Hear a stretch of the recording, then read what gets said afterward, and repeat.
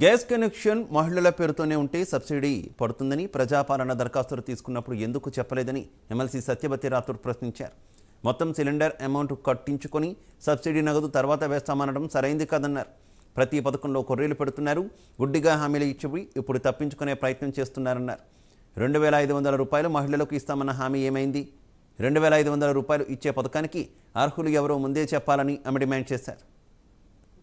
కాంగ్రెస్ ప్రభుత్వం ముఖ్యమంత్రి గారు మాట్లాడినప్పుడల్లా ఇప్పటికే 2 హామీలు నెరవేర్చినాం, 2 గ్యారెంటీలు, ఇవి 2 గ్యారెంటీలు అని చెప్తా ఉన్నారు. అసలు మీరు ఎన్ని గ్యారెంటీలు ఇచ్చిండ్రు, అందులో ఎన్ని హామీలు ఉన్నాయి, అవన్నీ మర్చిపోయి మాట్లాడుతున్నట్టు, మళ్ళీ ప్రజల్ని మోసం చేస్తున్నట్టుగా పార్లమెంట్ ఎన్నికలు వస్తున్నాయి కాబట్టి హడావిడిగా ఏదో మోసం చేసే కార్యక్రమానికి శ్రీకారం చుట్టిండ్రు అని చెప్పి మేము భావించాల్సి వస్తుంది. మళ్ళొక్కసారి దీన్ని ఒకసారి గమనంలోకి తీసుకోవాలని చెప్పి నేను కాంగ్రెస్ పార్టీ నాయకులను, ముఖ్యమంత్రి గారిని, మంత్రులను కోరుతా ఉన్నాను. మీరు ఇచ్చిన కాంగ్రెస్ పార్టీ 6 గ్యారెంటీలో మహాలక్ష్మి కిందనే 3 గ్యారెంటీలు ఉన్నాయి. మహాలక్ష్మి కిందనే అసలు మొదటి గ్యారెంటీని మీరు మర్చిపోయిండ్రు. మొదటి గ్యారెంటీయే ఈ రాష్ట్రంలో తెల్ల రేషన్ కార్డు ఉన్న అర్హులైన మహిళలందరికీ 2500 రూపాయలు ఎన్నికలైన వెంటనే మొదలుపెట్టి ఇస్తామని చెప్పారు.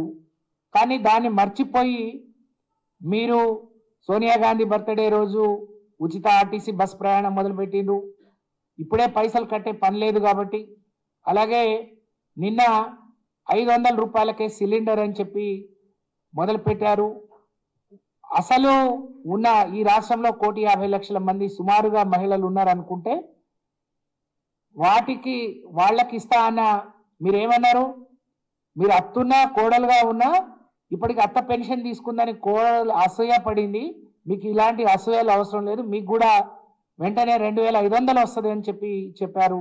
కానీ దానికి అతి లేదు, గతి లేదు. బడ్జెట్లో ఒక రూపం కూడా దానికి ఇవ్వలేదు.